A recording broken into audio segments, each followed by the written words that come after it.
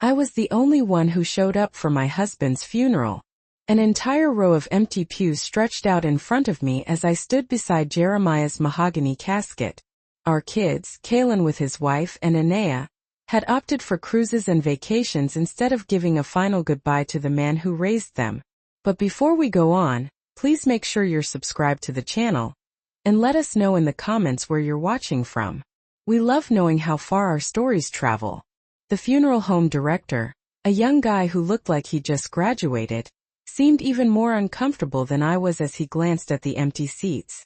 It was a gray, typical October Monday in Atlanta, Georgia, with a sky that couldn't decide whether to rain or just threaten. Jeremiah always hated indecision. "Mrs. Hampton, would you like to wait a few more minutes?" he asked, subtly checking his watch. "We can start," I replied. My voice was stronger than I expected. Jeremiah hated delays. The pastor, a man who never knew my husband in life, started reciting generic words about a good man and cherished memories, while I focused on the arrangement of white lilies on top of the casket. Jeremiah would have preferred something simpler, maybe just the deep red roses from our backyard, the ones he faithfully pruned for 43 years. I sat alone in the front row. 5 empty chairs surrounding me screamed louder than any eulogy. Our 2 children, their spouses, our grandson Demony. Not one of them was present. Kalen had sent a text message the night before. Sorry mom. Big meeting in Miami. Can't reschedule. I'll call you next week. No further explanations, no attempt to rearrange his schedule to say goodbye to his own father. I pictured him sitting in some expensive conference room, occasionally checking the time, vaguely thinking about the funeral happening 1,000 miles away. Anea was worse. She didn't even send a text. Her assistant called to say Anea was indisposed and couldn't travel. Indisposed, as if we were talking about Sunday dinner, not the final goodbye to the man who carried her on his shoulders throughout her childhood. When the brief service ended, I followed the casket to the graveyard. The cold wind nipped at my face, but I didn't cry. Not because I wasn't grieving, but because I'd cried so much over the last few weeks that I seemed to be all out of tears. The casket settled into the earth, and I tossed a handful of dirt onto it. The dirt hit the wood with a hollow sound, like the echo of my footsteps in the now empty house. I went back home. The same house where we raised our kids, where Jeremiah and I built a life for almost 5 decades. His house slippers were still next to his recliner. The TV remote was positioned exactly where he'd left it. The silence was deafening. I poured myself a glass of the good bourbon we saved for special occasions. This wasn't special, but it felt right. Driven by an impulse I couldn't control, I picked up my phone and opened Instagram. Anea's profile was first on my feed. She had posted 3 hours earlier, exactly when her father's funeral was taking place. It was a photo on a yacht, champagne glasses raised high, a radiant smile. The caption read, "Living my best life." I swallowed hard. My daughter wasn't indisposed. She was on a yacht celebrating while I buried her father. I kept scrolling. Kalen had also posted a selfie in a conference room with a caption about closing major deals and making worthwhile connections. No mention of his father, not a word about grief, as if this were just another ordinary day.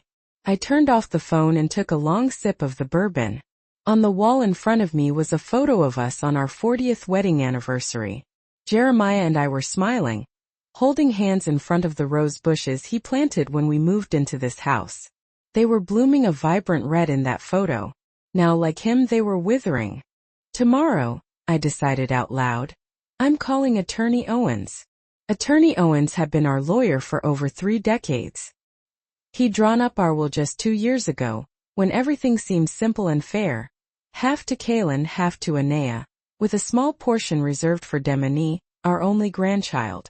The house for both of them to sell or decide between, the mountain cabin for them to enjoy as a family. That night, I sat alone in the kitchen, the very spot where Jeremiah used to make breakfast every Sunday without fail. He always made extra pancakes for the kids, even years after they'd moved out. "You never know when they might show up," he'd say with a hopeful smile. They rarely did show, only when they needed something. I opened the desk drawer where we kept our important documents. I ran my fingers over the organized envelopes, bills, deeds, insurance policies, until I found the brown folder labeled Last Will and Testament. Inside, the document Jeremiah and I had signed 2 years ago now seemed like a relic from another time. A time when we still believed our children cared about us. A time when duty and love still seemed to be the same thing. I closed the folder and went to our bedroom. Jeremiah's pills were still on the nightstand.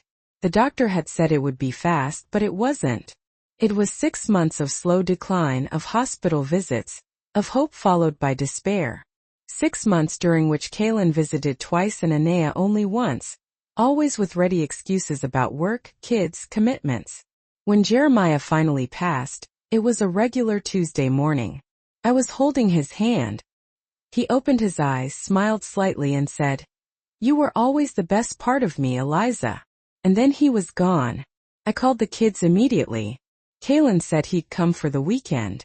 Anaya promised to take the first available flight. Neither of them followed through. The next morning I called Attorney Owens. His secretary answered, and hearing my voice, her tone changed. "Mrs. Hampton, my deepest condolences. We just heard about Mr. Jeremiah." "Thank you, Shondanda. I need to schedule an appointment with the attorney. It's urgent. He has an opening tomorrow at 10 a.m. Does that work?" "Perfect." I slept poorly that night, not because of the decision I'd made, but in spite of it. For the first time in weeks I felt I had a purpose, a clarity. It was as if Jeremiah was by my side, nodding in silent approval. Attorney Owens's office smelled of old books and freshly brewed coffee. He stood up when I entered, his face expressing sincere condolences. "Eliza, it's good to see you. I'm so sorry about Jeremiah. He was an extraordinary man." "Thank you, attorney. He truly was." I sat in the leather chair across from his desk. "I need to modify our will." He nodded, unsurprised. "Many widows and widowers come through here with the same request." "I understand. Are you looking to make specific revisions?" "I want to remove Kaylin and Anaya completely." This surprised him. He slowly took off his glasses. "Completely?" "Everything. I want everything, the house, the cabin, the accounts, the investments, to go to Demani, your grandson." "Yes." Attorney Owens cleared his throat. "Eliza, I know this is a difficult time, but decisions made during grief can be." "I buried Jeremiah alone," I interrupted. My voice was calm but firm. "Neither of our children attended the funeral. Anaya was on a yacht celebrating with friends. Kaylin was in a business meeting he could have easily rescheduled. Meanwhile, Demani called every day during his grandfather's illness. He was the one who mowed our lawn when Jeremiah got sick. He was the one who drove me to the hospital on nights when I couldn't drive myself. He's only 22 years old, but he has more character than both his parents combined." Attorney Owens was silent for a moment. "I understand," he finally said. "We'll prepare the new documents. I should inform you that your children can contest this decision after your passing. They can try, but I want it structured in the safest way possible. A trust for Demani that his parents cannot touch. That can be arranged." He made some notes. "Do you want to establish any conditions for Demani's access to the funds?" "Just that he can't access all of it at once until he turns 30, except for education or medical emergencies." "That's sensible for a young man." Attorney Owens nodded. "I'll have everything ready for your signature by the end of the week." Leaving the office, I felt a weight lift from my shoulders. It wasn't revenge. It was justice. It was honoring Jeremiah's memory in the only way I had left, ensuring his legacy went to someone who truly valued him. I walked slowly to the car, watching the people on the street. A mother and a little girl passed by, both laughing at some private joke. I didn't feel envy, just a quiet understanding that family ties are more complicated than they look in Christmas photos. That night, for the first time since Jeremiah died, I didn't wear his old sweater to bed. I lay in our bed, now my bed, and let the silence envelop me. It was no longer a painful silence but a peaceful one. Jeremiah used to say, "True love doesn't need recognition, but it deserves respect. Our children had forgotten that lesson, but I hadn't. The papers were signed on a cloudy Thursday. Attorney Owens watched me as I ran the pen over the dotted lines with quiet determination. I didn't hesitate once. When you bury your husband alone while your children post selfies with champagne, legal documents stop being intimidating. It's done, Attorney Owens said, gathering the papers. The process will be discreet, but I must warn you. At some point, Kaylin and Anaya will find out. I know, I replied, putting my pen back in my purse. And when they find out, let them hear it from me. Leaving the office, I felt a strange sense of liberation. Not joy or revenge, just a removed weight. The weight of trying to keep an illusion alive. The illusion that my children were still the people Jeremiah and I dreamed they would be. Back home, I opened a closet I hadn't touched in months. Inside were boxes organized by year, each containing checks, bank statements, and receipts. A meticulous accounting not just of money, but of the one-sided generosity that had characterized my relationship with my children for decades. I pulled out the folder marked Kaylin Business and Education. Inside was a collection of expenses that totaled more than what many people earn in a lifetime. The tuition for his MBA at a fancy out-of-state university, the $70,000 for the initial investment in his first business that failed in less than a year, the $10,000 for the down payment on the McMansion he needed to impress clients, the imported car to keep up appearances. With every request, Jeremiah would frown, but eventually give in. He's our son, he'd say. One day he'll learn. That day never came. Anaya's folder was equally revealing. The extravagant wedding that cost the equivalent of a small condo, the renovations on the penthouse she deserved after so much work, the vacations to the Maldives to recover from stress, the private school for her son, which was absolutely necessary for his future. Every request came with the implicit promise of more visits, more calls, more connection. Promises that dissolved as soon as the money was wired.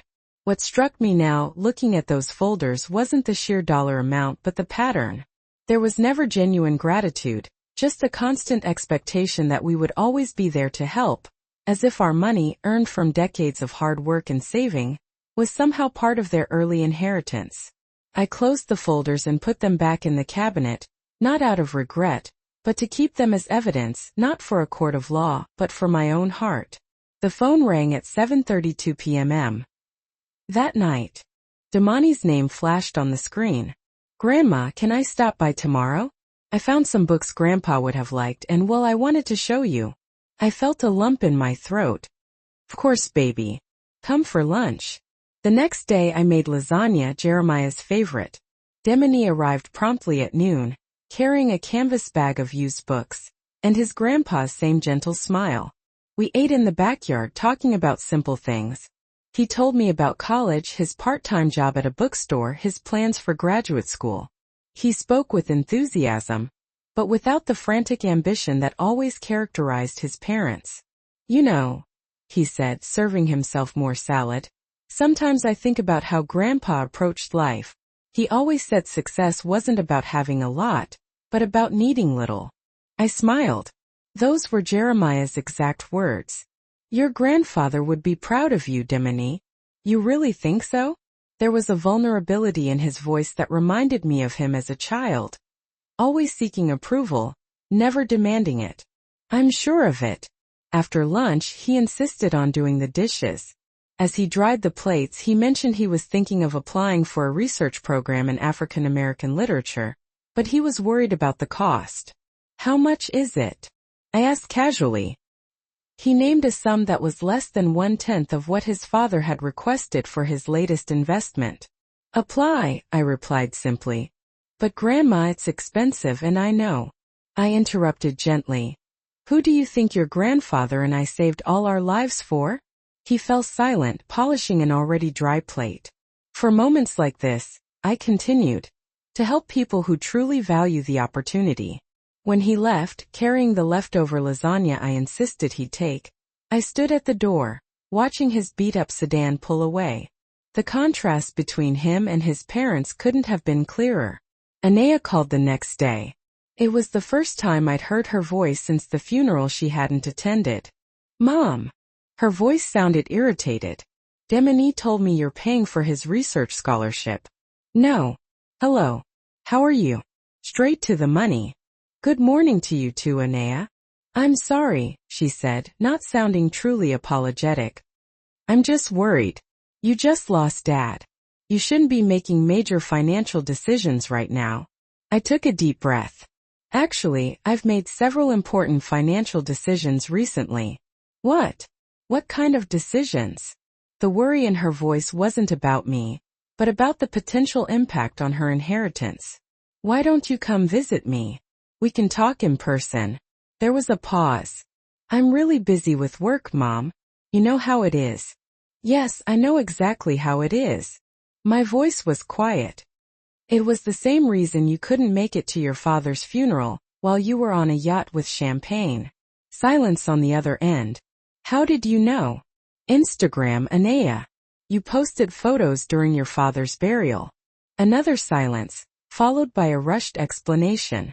Mom, that was complicated. I was going through a lot emotionally. Spare me the details, I interrupted. Come see me if you want to talk. Otherwise, I'll assume you're too busy as usual. I hung up before she could respond. My hands were shaking, not from anger but from relief. Decades of swallowing my words, of looking the other way, of excusing the inexcusable, finally over. Kalen showed up the next day without warning, as he always did when he wanted something. His imported car pulled into the driveway with that showy flourish that always made me uncomfortable. Mom! He hugged me briefly.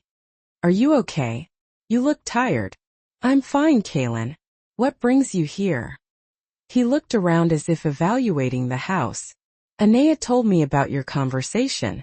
We're worried about you. Are you? Of course, he said, sitting on the sofa, the same sofa Jeremiah sat on. Losing Dad was hard on all of us. I imagine it was, I replied, though some seem to have handled it better than others.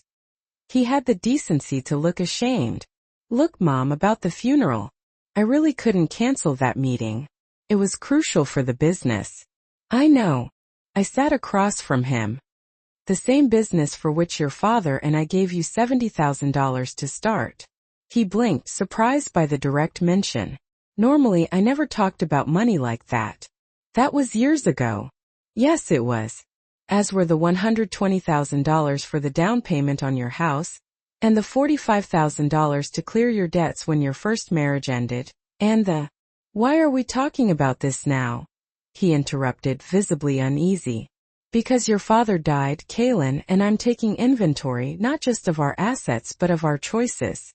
He shifted in his seat. What exactly does that mean? It means I modified our will. You and Anea have been removed. The shock on his face would have been almost comical if it weren't so predictable. Removed? You can't just. I can, and I did. Everything goes to Demoni. Demoni. His voice went up an octave. My nephew is practically a kid. He's 22. He's a college graduate and has more integrity in his little finger than you've demonstrated in decades. Kalen stood up, his face red. This is unfair. It's the grief talking. You're not thinking straight. On the contrary, I replied calmly. I'm thinking clearly for the first time in years. Your father built everything we have with hard work and principles. Principles you and your sister seem to have forgotten. This is about the funeral, isn't it? I already apologized for that. No, Kalen. The funeral was just the period at the end of a long sentence. A history of taking without giving, of demanding without thanking, of treating your parents like a bank, not like people who loved you unconditionally. He was quiet for a moment, then tried a different approach. Let's talk about this calmly. Maybe we can come to an agreement, something. There's no agreement to make. The decision is final. You're going to regret this, he said, grabbing his keys. Anea and I can contest the will. You know you can try, I replied. But you'd only be proving my point. He slammed the door shut. Through the window I watched him immediately reach for his phone, probably calling Anea.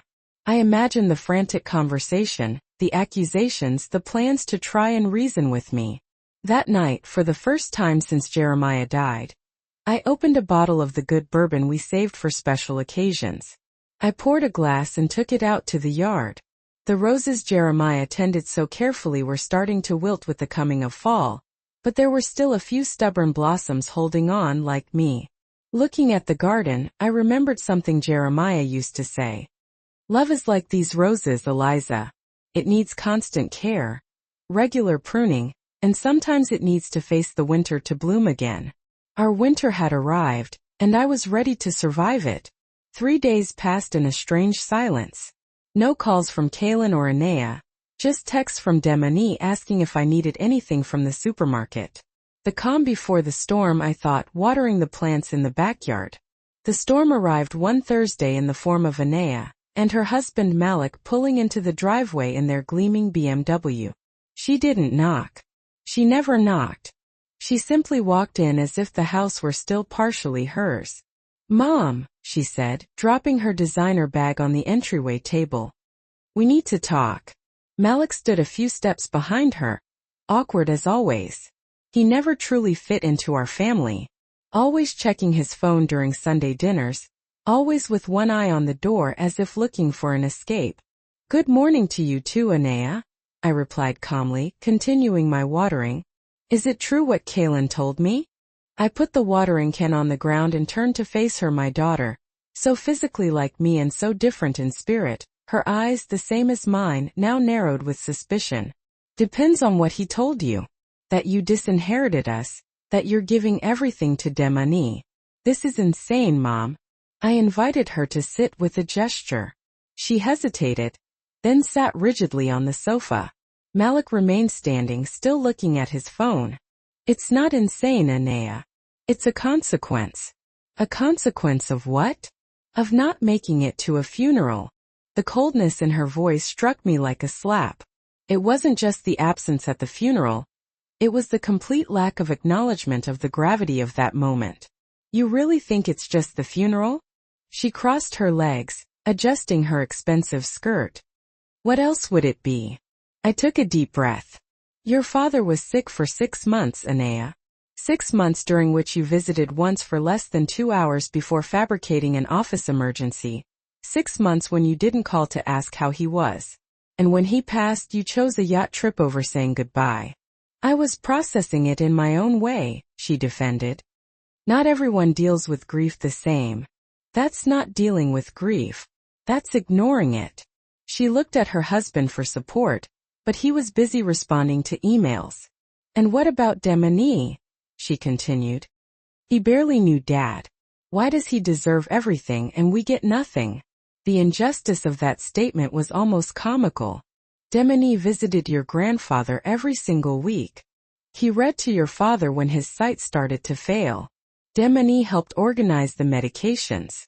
He drove me to the hospital on nights when I couldn't drive. He knew him, Anea. And more importantly, he cared." "This isn't fair," she said, her voice rising. "We're entitled to that inheritance. It's ours by law.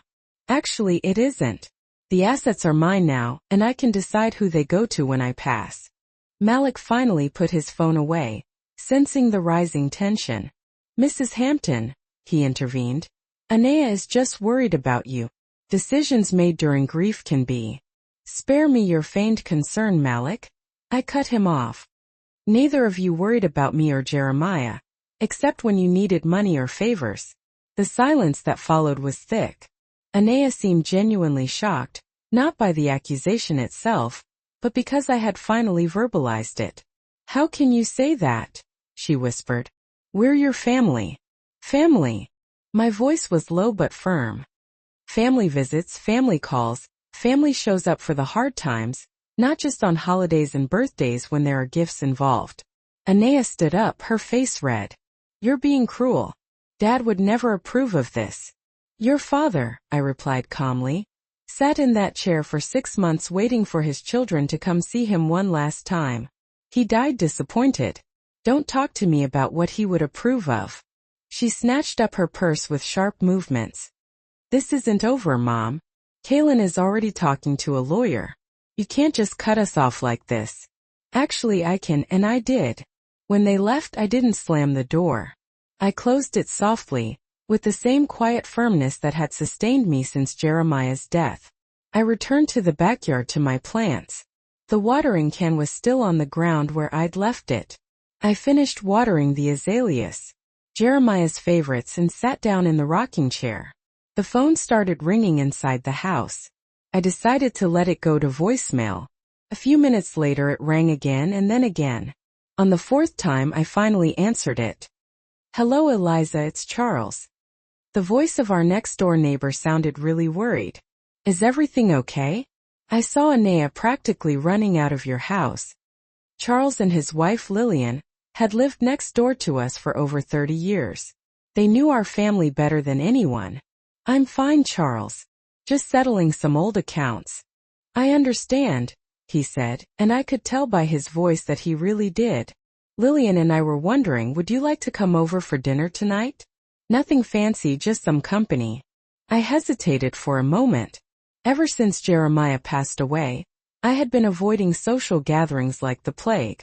But suddenly the idea of sitting with old friends, people who truly knew Jeremiah and me, sounded really comforting. "I'd love to, Charles. Thank you." That evening, in the cozy comfort of our neighbor's house, with the wonderful smell of home-cooked gumbo filling the air, I told them everything.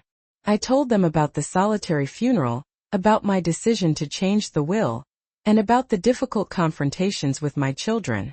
Lillian reached across the table and held my hand. "You did what you had to do, Eliza. Jeremiah would have understood that." "They're my children," I murmured, finally feeling the tears that I had been holding back for so long. How did we get to this point? Charles, always the practical one, poured more sweet tea into our glasses. "Sometimes people take paths we just can't understand.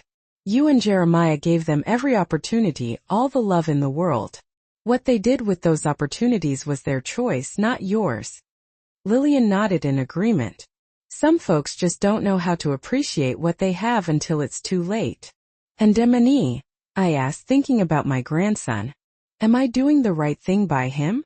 "That boy has his head screwed on straight," Charles said firmly. "Jeremiah always said so. If only Kaylin and Anea were more like that boy," he used to remark. I returned home feeling a little lighter. It wasn't because of the decision itself, because that was already set in stone. It was because I had shared the burden with someone, because I had been heard without being judged. The next morning, a letter arrived in the mail. I recognized the handwriting on the envelope immediately. It was from Kaylin. Not an email, not a text message, but an actual handwritten letter. This was a first. I took it out to the yard with a cup of tea and sat down in the sun. The envelope felt heavy and formal in my hands. I opened it slowly and began to read.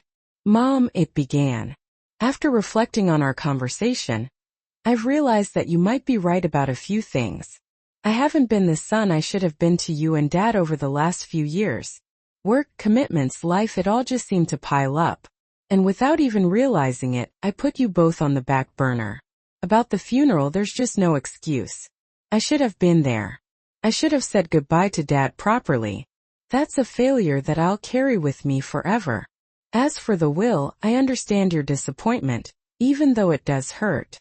Demony is a good kid and he deserves some recognition. Maybe we can talk about a distribution that acknowledges your concerns, but doesn't completely cut off your own children. Please consider it. We are family after all, despite everything. Love, Kaylin." I reread the letter 3 times, trying to take it all in. It was conciliatory, almost sincere. Almost. The mention of the distribution revealed what his true motive really was. It wasn't genuine remorse, but a negotiation tactic. Still, it was a start, I had to admit. I left the letter on the table without replying. A few words on paper couldn't erase decades of neglect.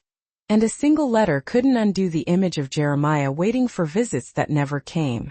Demony showed up that afternoon carrying a toolbox. "Grandma, I noticed that the railing on the back porch is loose. Thought I'd fix it for you." I watched him as he worked, his careful movements so reminiscent of Jeremiah's. The way he frowned in concentration, and how he measured everything twice before cutting. "Demony," I said when he finished, "there's something I need to tell you." We sat down together on the newly repaired porch. I explained to him about the modification I had made to the will, my decision to leave everything to him. He was silent for a long time, his eyes fixed on his own hands.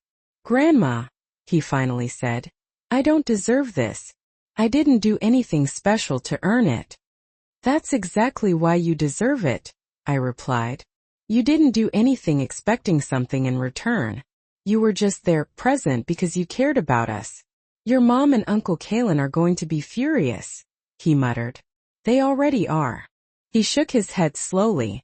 "I don't want to be the reason for any more family conflict." I took his hands in mine. They were working hands, calloused on the palms, so different from his parents' manicured ones. "Demoni, your grandfather built everything we have with honesty and hard work. He valued people who did the same. You are the right person to continue what he started." He nodded, his eyes starting to well up with tears. "I'll try not to let either of you down." "I know you won't." When he left, I stayed sitting on the porch until dusk, gently rocking back and forth in the chair that Jeremiah built decades ago. The sky turned all shades of orange and purple, then deepened into a dark blue. The first stars began to appear in the night sky. "Am I doing the right thing, Jeremiah?" I asked the heavens. The silence that followed felt peaceful, as if the universe itself approved of my decision. The following week, I received a call from Attorney Owens. "Eliza, I'm just calling to inform you that Kalen reached out to me." I sighed heavily. What did he want now? He wanted to know if the will had already been officially filed. When I confirmed that it had been, he asked about the possibility of contesting it. "And what did you tell him, attorney?" "The truth. That it's your right to dispose of your assets as you wish, and that the document is legally sound and airtight." "Thank you, attorney." "He did mention that he'll try to talk to you again," the lawyer added. "He said he has a compromise proposal." "I imagine he does." I hung up the phone and sat down at the kitchen table, the same table where Jeremiah and I had our coffee every morning for almost 50 years. It was where the children did their homework, and where we celebrated birthdays, graduations, and promotions. I picked up a notebook and started writing. Not a new will, but a letter and explanation, something that Kalen and Anea would read after I was gone. Not an accusation, but a testimony of my life. "My dear children," I began. "If you are reading this, it means that I am gone. I want you to understand that the decision I made was not out of anger or revenge." I wrote for hours, pouring onto the paper decades of love, disappointment, and finally acceptance. I wrote about the dreams that Jeremiah and I had for them, about how we watched with growing sadness as the distance that time and money created between us grew wider and wider, about how, in the end, it wasn't the money that truly mattered but the presence, the time shared together, the small kindnesses that make up a loving family life, and about how, despite everything, I still loved them both. Because a mother's love doesn't just disappear, even when it's been wounded repeatedly over the years. I finished the letter, sealed it in an envelope, and wrote on the front, "To be opened after my passing." I put it back in the same drawer where Jeremiah kept his most important documents. The doorbell rang at 10 o'clock the next morning. Kalen was standing on the threshold, not in his usual expensive business suit, but wearing jeans and a simple shirt. He looked almost vulnerable. "Mom," he said softly, "can we talk for a minute?" I let him come inside. He looked around the house as if he was seeing it for the very first time in years. In a way, perhaps he was. "You changed the curtains," he observed. "Yes, about 2 years ago." He nodded, looking a little embarrassed. "Can I sit down?" I motioned to the sofa. He sat down stiffly like a visitor, not like someone who grew up running through these rooms. "I received your letter," I began, "and I also spoke with Attorney Owens."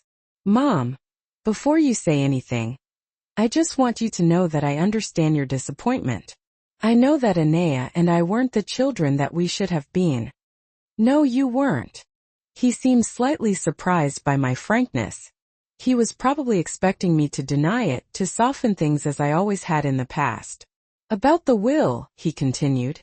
I've been thinking about it a lot and I came up with a solution that could work for everyone, a compromise. I'm listening. Anaya and I both agree that Demini deserves some recognition. He was there for you and Dad when we weren't. So, we propose 50% for Demini and 25% for each of us. I looked at my son, this man that I had cradled in my arms, nursed and taught how to walk and talk. This man who was now negotiating percentages as if we were in a business meeting. Kaylin, I said calmly, this isn't a negotiation. It's not a business deal. It's a decision that's based on who proved to understand the real value of what your father and I built together over a lifetime. But we're your children, he insisted, a hint of frustration creeping into his voice. That has to count for something, right? It does count for something, Kaylin. That's why I spent decades helping you two financially, paying for your MBA, for Anaya's mansion, for all the cars, for all the trips, for all the emergencies that always seem to come up.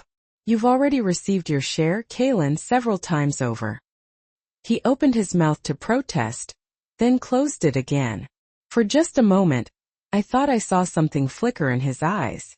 It wasn't anger but understanding, as if he was finally starting to grasp the magnitude of what he had lost. Not the material inheritance but something far more valuable. I really messed up, didn't I? He mumbled. I didn't answer him. I didn't need to. He stood up slowly. I'm going to think about all of this, Mom. I really am. You do that. He paused at the door. I miss him, he said softly, referring to his dad. I only realized how much I miss him when it was too late. I miss him too, I replied. Every single day. After he left, I went back out to the porch. The rose bushes were starting to show the first signs of recovery after the hard pruning I gave them. Small green shoots were emerging on the stems that had looked completely dead just a few weeks before. Perhaps I thought something was stirring in Kaylin too. Maybe it wasn't enough to change my decision because that was final, but maybe it was enough for him to start truly understanding what he had lost. And maybe that understanding was a legacy that was more valuable than any inheritance. Spring arrived without any fanfare, painting the garden with beautiful new colors. The roses that Jeremiah had cared for so faithfully bloomed again, stubborn and resilient, just like he always was. I spent my mornings sitting out on the porch, watching the hummingbirds and the butterflies flitting around. These were the small daily miracles that Jeremiah and I used to point out to each other. 6 months had passed since I changed the will. 6 months of silence and partial reconciliations, of attempts and errors. Kaylin called me weekly now, but not to talk about money anymore. He called just to ask how I was doing. They were brief conversations, sometimes awkward but genuine. Anaya was a different story. After our last confrontation, she had retreated into a hurt silence. She would send me occasional texts about trivial things, but avoided any mention of the will or her father, as if she could somehow erase reality by pretending that it didn't exist. Demini had become a constant presence in my life. He came over for Sunday lunch, sometimes bringing me books or small gifts. They weren't the expensive and personal gifts that his parents used to give me, but things that he truly knew I would appreciate. A rare plant from my garden, a handcrafted bookmark, or a mug with a quote from one of the poets that Jeremiah and I both loved. That particular Sunday, he arrived with a thick folder tucked under his arm. What's that? I asked him as we were preparing lunch together in the kitchen. He smiled at me. It was that shy smile that reminded me so much of Jeremiah. It's a project that I wanted to show you before I get started on it. After lunch, he spread out the papers on the table. Blueprints, drawings, and budgets. Remember how we talked about doing something with the house and the cabin? He pointed to the drawings. I was thinking about turning the cabin into a small community library. This neighborhood doesn't even have one, and there are so many kids around here who could really use it. I examined the detailed plans, and the evident care that had gone into every single detail. And this, he continued, showing me another set of drawings, is for the main house eventually. No, not now, of course, he quickly added. But one day I was thinking about turning it into a community center for seniors, a place where people like you can meet, learn new things, and share your skills. I looked at my grandson, no longer a little boy, but a grown man with vision and compassion. A man who saw property not as a status symbol, but as an opportunity to make a real difference in the world. Your grandfather would have absolutely loved this, Demony, I said, my voice choked with emotion. Demony smiled. Remember how he always said that a vacant house is just a waste of possibilities? I remembered it perfectly. It was one of Jeremiah's favorite sayings, especially after the kids moved out of the house and the room stood empty. Demony, these plans are wonderful, but it's going to cost a lot of money to do this. He nodded in agreement. I know it will. I'm saving up money, and I also have some friends from college who work in social architecture who are willing to help me with the design for free. Why don't we start now? I asked him. He looked at me, completely surprised by my offer. Now? But you wouldn't need the money, Grandma. I interrupted him gently. Demony, I'm almost 80 years old. I'd rather see these plans become a reality while I'm still here to appreciate them. The smile that spread across his face was worth every single cent that Jeremiah and I had saved throughout our lives. The following week, I took Demony to the bank. We opened a joint account and I transferred enough funds into it to get the cabin project started right away. I didn't transfer all of my money, of course. I still had enough sense left in me to ensure my own financial security for the future, but I gave him enough to launch his dream. The bank manager, a man who had known Jeremiah and me for decades, watched our interaction with a knowing smile on his face. Jeremiah would be so proud of you both, he commented as we were finalizing the documents. Yes, I agreed. He always said that money is just a tool. It's how you choose to use it that truly matters. As we were leaving the bank, Demony seemed almost overwhelmed by the responsibility I had entrusted to him. Grandma, I promise you that I'll do everything right. Every single penny will be used as it should be. I squeezed his arm gently. I know you will, sweetie. That's exactly why we're doing this. The news reached Kaylin and Anea faster than we had expected it to. We didn't tell them ourselves, but in a small city like ours, secrets just don't stay secret for very long, especially when they involve bank accounts and construction projects. Kaylin called me that same night. Mom, I heard that you and Demony opened a joint account at the bank. For the first time in years, I felt absolutely no need to explain or justify my decisions to him. Yes, we did. There was a pause on the other end of the line. Can I ask what it's for? It's to fund a project. Demony is going to turn the cabin into a community library. There was another longer pause this time. I understand. His voice sounded strangely contained, as if he was holding back his emotions. That's actually an interesting idea, Mom. It was his idea, Kaylin. Completely his. Well, if you need any help with the documentation, or any of the permits or anything legal, I'm available to help out. The offer caught me completely by surprise. Thank you, Kaylin. I'll let Demony know about that. After I hung up the phone, I stared at it for a long time trying to process everything. It certainly wasn't the reaction I had been expecting from him. Anea showed up at my door the very next morning. She didn't have Malik with her, and she wasn't driving her flashy SUV. Instead, she was driving a compact, discreet car that I didn't even know that she owned. Mom, she said softly, standing at the door. Can we talk for a few minutes? I let her come inside, feeling a hint of weariness. Our last meeting hadn't exactly been friendly. She sat down at the kitchen table, where we always had our most important conversations. She looked different somehow. She was wearing less makeup, and her hair was styled more simply. She was also wearing less extravagant clothes than usual. I heard about Demony, she began. About the library at the cabin. I nodded, waiting for the outburst that I was sure was coming. Instead, she surprised me. I actually think it's a great idea, Mom. You do. She nodded, her eyes fixed on the cup of coffee that I had poured for her. Dad always talked about doing something like that. Remember? He had that idea about creating a reading space for the neighborhood kids. I remembered it, of course. It was one of Jeremiah's dreams that never actually materialized. It was always postponed until after he retired, Or until after the kids finished college. Until after we had more time. And that after never came. Demoni remembered that, Anea. I commented. You really paid attention when your father spoke. A shadow of sadness crossed Anea's face. I should have paid more attention too. We were silent for a moment, the clock on the wall ticking away the seconds. I'm getting a divorce from Malik, she said abruptly. What? She gave me a sad smile. It's ironic, isn't it? After everything you and Dad invested in that extravagant wedding of ours. I honestly didn't know what to say. Anea and Malik had been together for almost 20 years, but they rarely seemed truly happy. What happened, honey? She sighed deeply. I finally realized that we had built a life based entirely on appearances. Too big of a house, too expensive of a car, and too elaborate of parties. It was all just so much flash and no real substance underneath it all. She looked me directly in the eyes. Since you changed the will, I've been thinking a lot about what truly matters in life, about who truly matters. Mom, you were right about everything.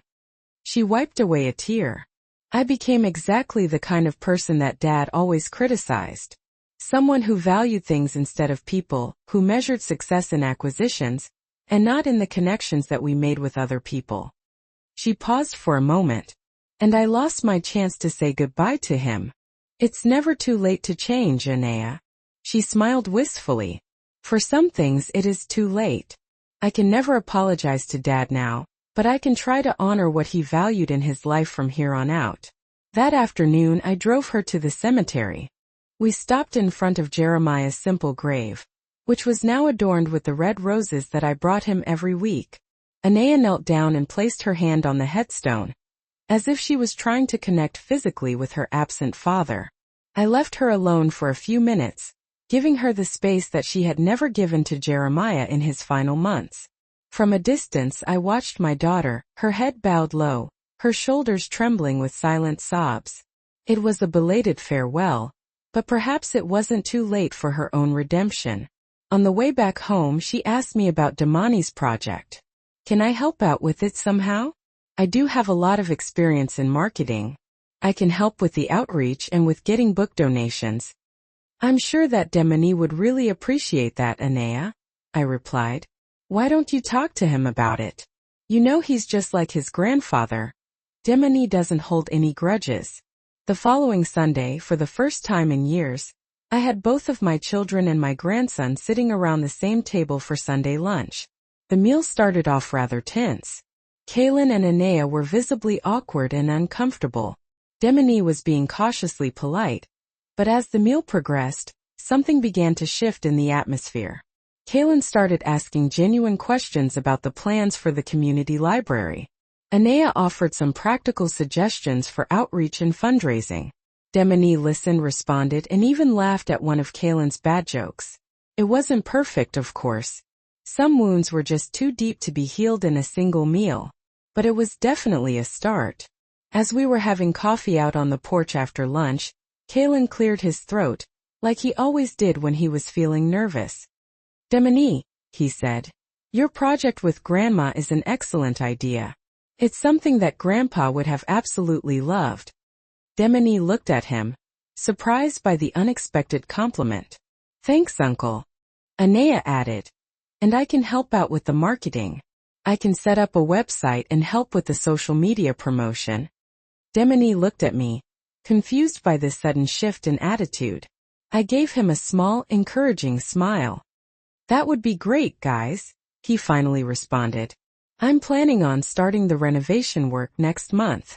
And so on a warm Sunday afternoon, something small began to grow between my children and my grandson.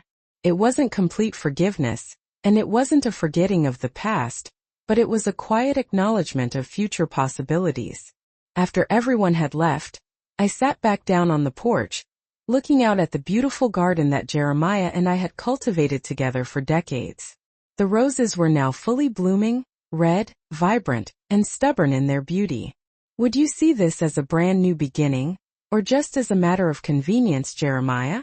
I asked the wind, imagining what he would say in response. I could almost hear him answering me with that ironic smile that he always had for moral dilemmas. Maybe it's a little bit of both, Eliza. And maybe it doesn't really matter as long as everyone grows in the process.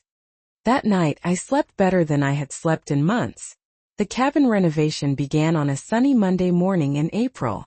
Demani had assembled a small team consisting of friends from his architecture program, some local volunteers, and surprisingly, Kaylin and Anaya. Kaylin showed up early wearing jeans and an old shirt, clothes that I didn't even know he owned. He also brought with him the building permits that he had managed to get approved in record time, which saved us weeks of going through the usual bureaucracy. I used a few contacts to pull some strings. He admitted when I asked him how he had managed to do it.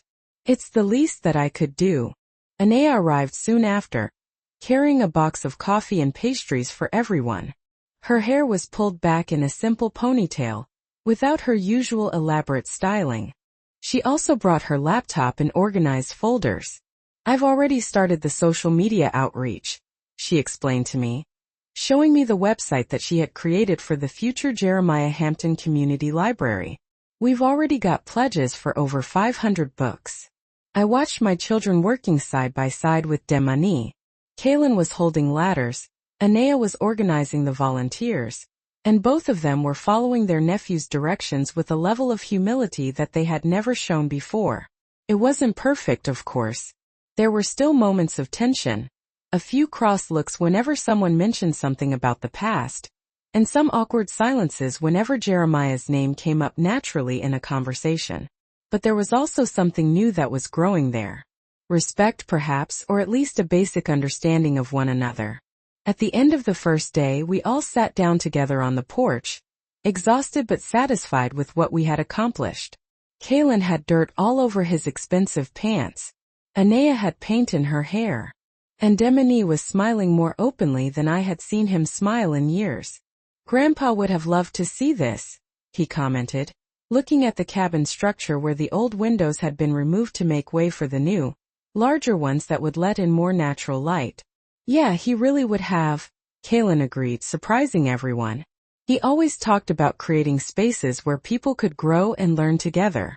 I think that I've only recently begun to understand what he really meant by that. Anaya nodded silently, looking out at the horizon where the sun was beginning to set. Over the following weeks, a routine was established.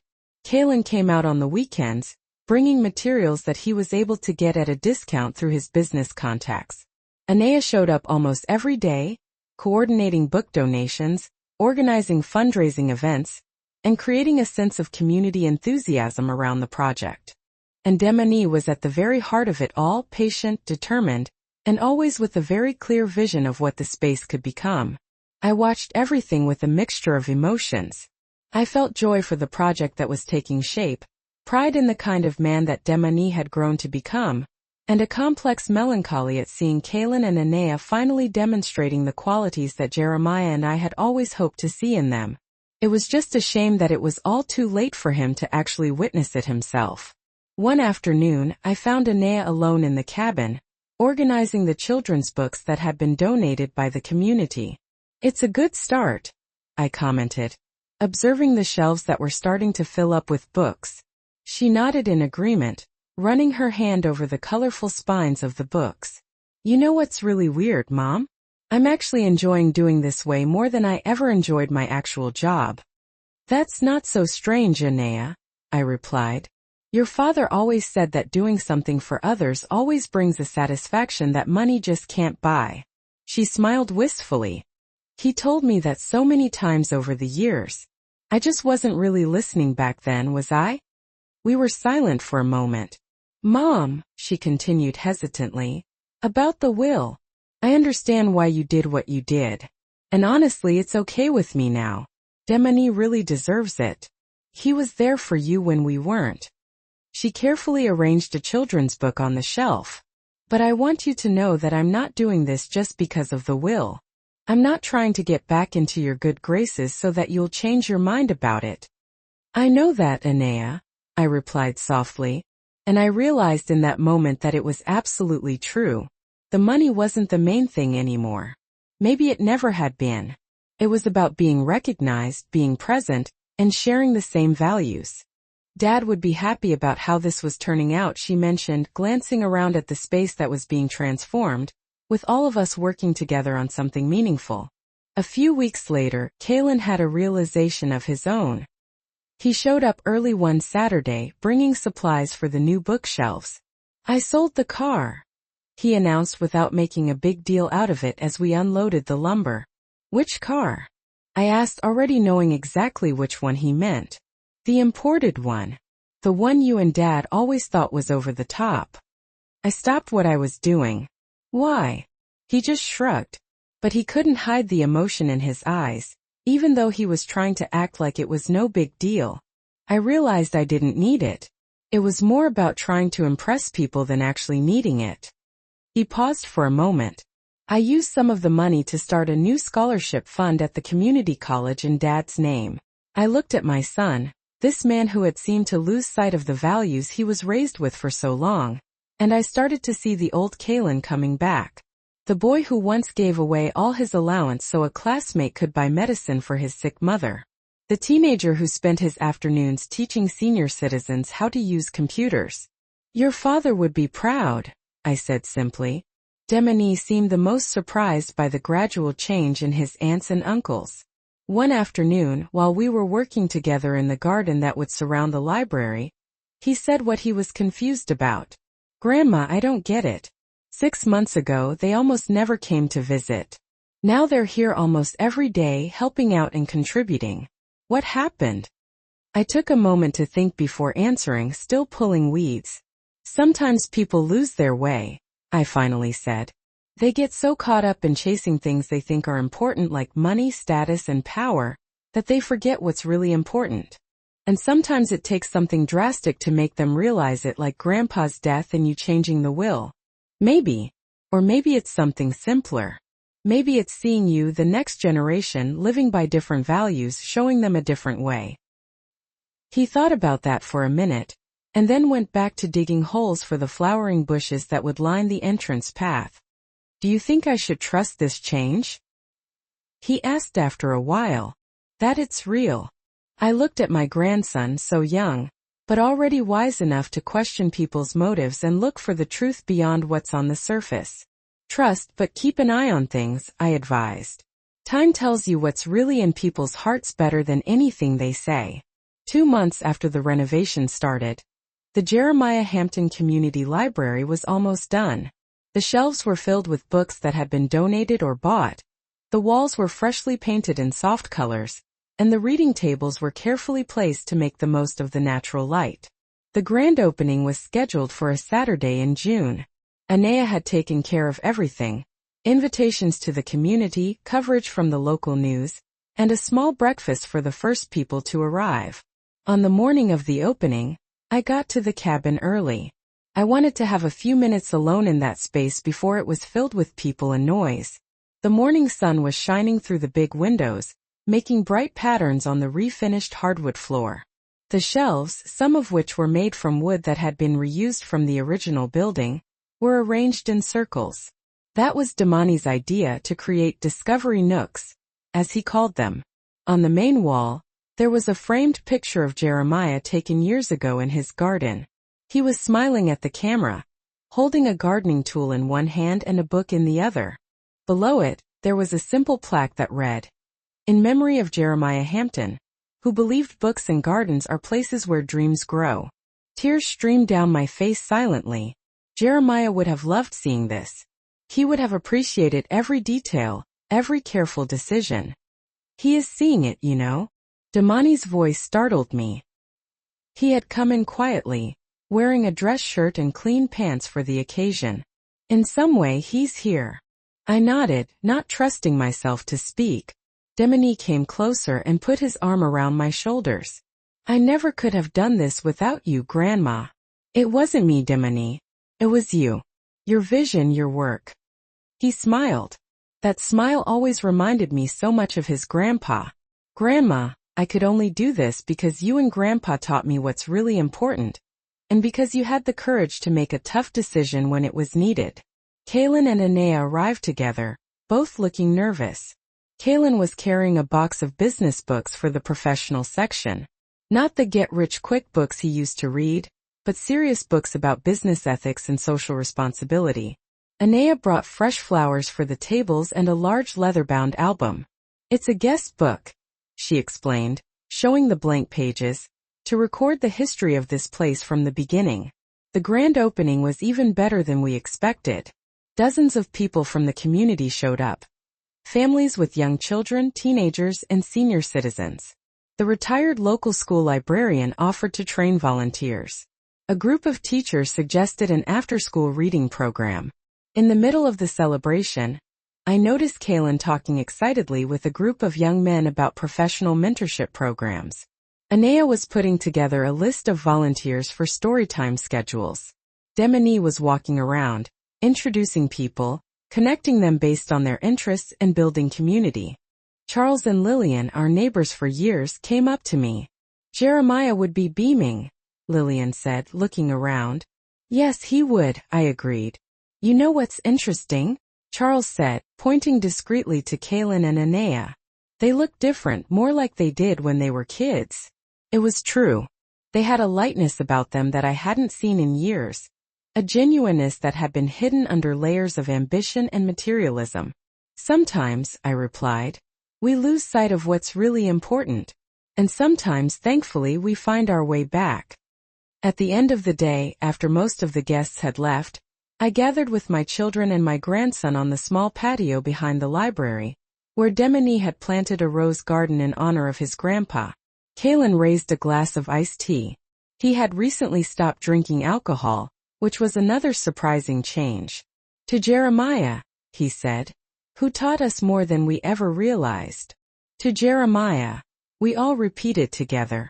As we drove home that evening, Kaylin, Anaya, Demini, and I, there was a different feeling in the air. It wasn't a feeling of complete reconciliation. Some wounds were too deep to ever fully heal. But it was a feeling of understanding and renewed respect. We sat on the porch like we used to when the kids were little and life seemed simpler. The night was warm, and the air smelled like roses and honeysuckle. We talked about unimportant things like the weather, the neighbors, and plans for the library. Then Kaylin cleared his throat, like he always did before saying something important. "Mom," he started, "I've been thinking a lot over the last few months about Dad, about the choices we've made, and about the will." I immediately tensed up. Was he finally going to bring it up again after everything we had built? "Kaylin," I began, but he raised his hand. "Please let me finish. It's not what you think." He took a deep breath. "I wanted to say that you were right about everything. Anaya and I didn't value what you and Dad valued. We weren't there when we should have been, and the decision you made was the right one." I looked at my son, unable to hide how surprised I was. "It's true," Anaya added. "Demini deserves everything you decided to leave him. He understands the value of what you two built, not just the money but what it really means." Demini looked uncomfortable with where the conversation was going. "We don't need to talk about that." "Yes, we do," Kaylin insisted. "To clear the air completely. Mom, we want you to know that we respect your decision. We will never challenge it. And we're not doing all of this, the library, the time we spend here, for the money or any inheritance. We're doing it because we finally understand what Dad tried to teach us all our lives." Anaya finished his thought. "That true value isn't in what you have, but in what you build, in the connections you make, and in the good you do." I looked at my children, these adults who had felt like strangers to me for so long, and I finally saw glimpses of Jeremiah in them. They weren't perfect, they weren't complete, but they were present. "Your father would be proud of you right now," I said, holding their hands. "And I am too." Later that night, after everyone had left and the house was quiet again, I sat in the bedroom I had shared with Jeremiah for so long. I took out the letter I had written for my children, the one that was supposed to be opened after my death. I read it again carefully. The words of disappointment, the painful explanations, and the love despite everything, were true when I wrote them. But now they seemed like they belonged to a different time, to a different version of all of us. I folded the letter and put it back in the drawer. Maybe I would rewrite it someday. Or maybe it wasn't necessary anymore. Some truths don't need to be written down. They live in our actions, our choices, and our everyday kindnesses. Jeremiah always knew that. And finally, maybe his children were starting to learn it too. Jeremiah's first death anniversary came with the fall. The leaves on the trees had that golden color he loved so much. And the air had that mix of sadness and beauty that October always brings. The community library had become more successful than we ever imagined. Kids came every day after school. Senior citizens gathered for book clubs. Teenagers found a quiet place to study. Demony spent most of his free time there, running programs, mentoring volunteers, and turning the original idea into something real and alive. Kaylin and Anea were still involved, each in their own way. Kaylin had started a professional mentorship program for young people from low-income families, using his business connections to open doors that would normally be closed to them. Anea organized fundraising events, making sure the library had the money it needed to keep growing. On the morning of the anniversary, I woke up early. I had been waking up early for decades with Jeremiah. He always liked to watch the sunrise, and the habit was still ingrained in me. I made a cup of tea and sat on the porch watching the sky slowly get lighter. "One year, Jeremiah," I whispered into the cool morning air. "It feels like so long and so little at the same time." I had planned to go to the cemetery alone. I hadn't told the children what day it was. I didn't want them to feel like they had to go. Some things are better done alone. But as I was getting ready to leave, I heard cars parking. I looked out the window and saw Kaylin getting out of his car. It wasn't the fancy imported one anymore, but a regular practical car. In the car behind him, Anea and Demony got out together. I opened the door before they could ring the bell. "We thought you might want company today," Demony explained, holding a bouquet of the same kind of red roses that Jeremiah used to grow. I looked at my children. They were both dressed in dark colors, and their faces showed that they truly understood how important this day was. "I'd love that," I said simply. The cemetery was quiet that autumn morning. Dry leaves were dancing on the ground in the light breeze. We walked together to Jeremiah's grave. It was a simple headstone just like he would have wanted, with his name and the dates of his life. Demony carefully placed the roses on the grave. Kaylin put a small stone on the headstone, a tradition he had learned as he had been reconnecting with his spirituality. Anea had brought a book of poetry that Jeremiah loved. She opened it and read some verses in a soft voice. I stood back a little, watching my children and my grandson paying their respects to the man who meant so much to each of us in such different ways. When Anea finished reading, Kaylin walked up to the headstone. "Dad," he said, his voice quiet but steady. "It took me a long time to understand what you were trying to teach me about what's really important, about integrity, and about being present." He paused, trying not to get emotional. "I know it's too late to tell you this, but I hope that wherever you are, you can see that I'm trying to be better. To be a better person." Anea stepped closer. "Daddy." Her voice was a little shaky. "I miss you so much. I miss your stories, your laugh, your advice, even the advice I pretended to ignore." She smiled through her tears. "Thank you for never giving up on me, even when it seemed like I had given up on everything you valued." Demony was last. He didn't say anything out loud. He just knelt down and stayed silent for a long time, with his hand resting on the headstone as if he was trying to connect with his grandpa. When he stood up, I noticed that he had left something small on the grave, the key to the library. I finally went up to the grave. My children and grandson stepped back a little, giving me a moment alone. "Jeremiah," I whispered, kneeling down with some difficulty.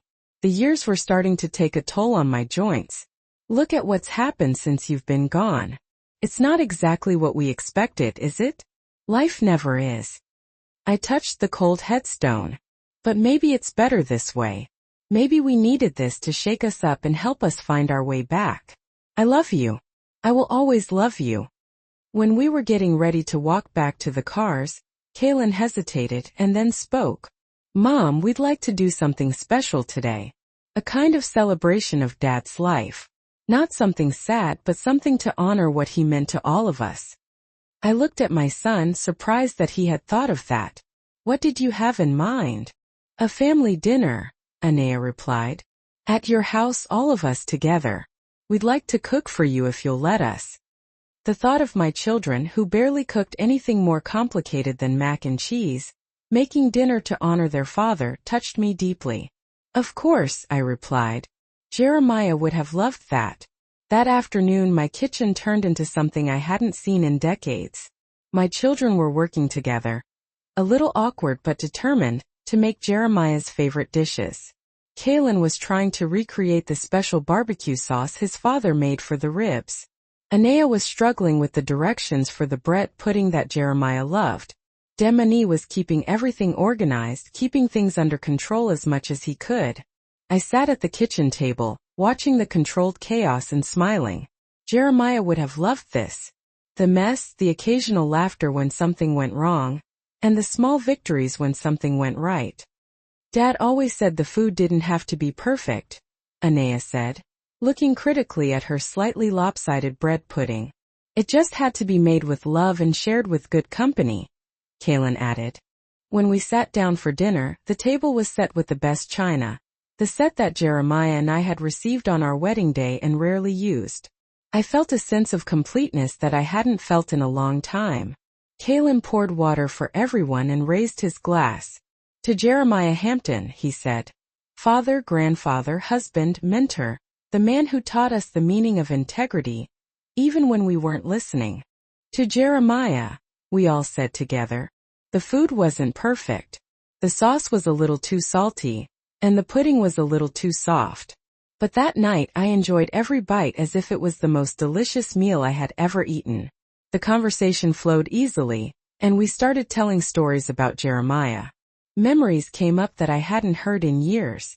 Kaylin remembered when his father taught him how to ride a bike. Anea remembered when Jeremiah helped her build a treehouse. Demani shared memories of the fishing trips they took together. Remember when Dad decided we all needed to learn how to change a tire? Anea asked, laughing. He deliberately let the air out of the car tire and made us change it one by one while he timed us.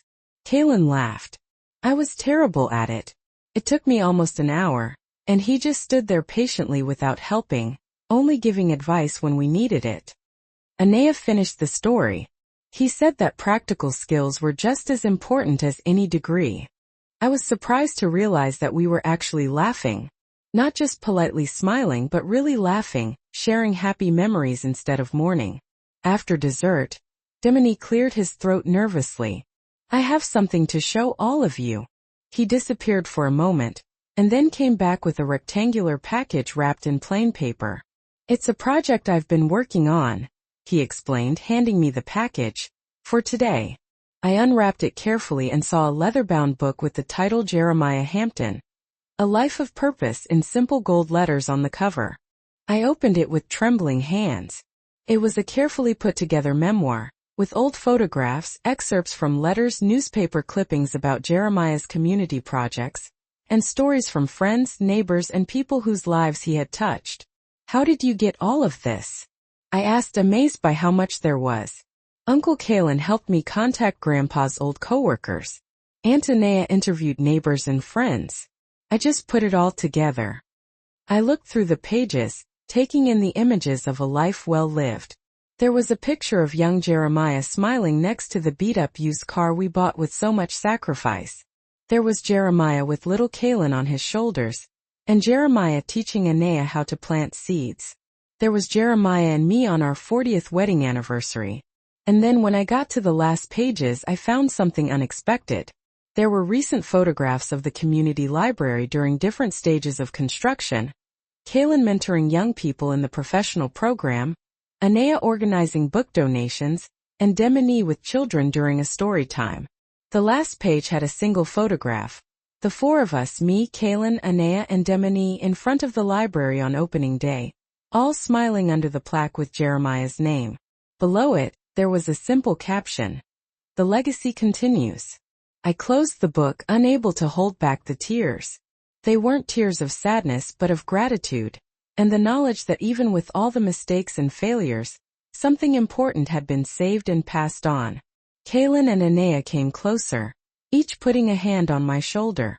Mom, Kaylin said softly, we know that nothing can make up for the fact that we weren't there when Dad passed away, or for all the years when we were there physically but not emotionally. But we want you to know, Anaya continued, that we finally understand what you two tried to teach us all our lives, what really matters. I looked at my children, these adults who had felt like strangers for so long, and I finally saw glimpses of Jeremiah in them. They weren't perfect and they weren't complete, but they were present. Your father would be proud of you right now, I said, holding their hands. And so am I. Later that night, after everyone had left and the house was quiet again, I sat in the room I had shared with Jeremiah for so long. I took the letter I had written for my children out of the drawer, the one that was supposed to be opened after my death. I read it again carefully. The words of disappointment, the painful explanations, and the love despite everything, were true when I wrote them. But now they seemed like they belonged to a different time, to a different version of all of us. I folded the letter and put it back in the drawer. Maybe I would rewrite it someday. Or maybe it wasn't necessary anymore. Some truths don't need to be written down. They live in our actions, our choices, and our everyday kindnesses. Jeremiah always knew that. And finally, maybe his children were starting to learn it too. Did you like the story? And which city are you listening from? Let's meet in the comments. If you like the story, you can support me by sending a super thanks so I can keep bringing more stories like this. Thank you so much for your sweet support. I'm looking forward to your comments on the story. On the screen you can see 2 new life stories that I highly recommend. There's so much more on my channel. Don't forget to subscribe. See you in the next life story with love and respect.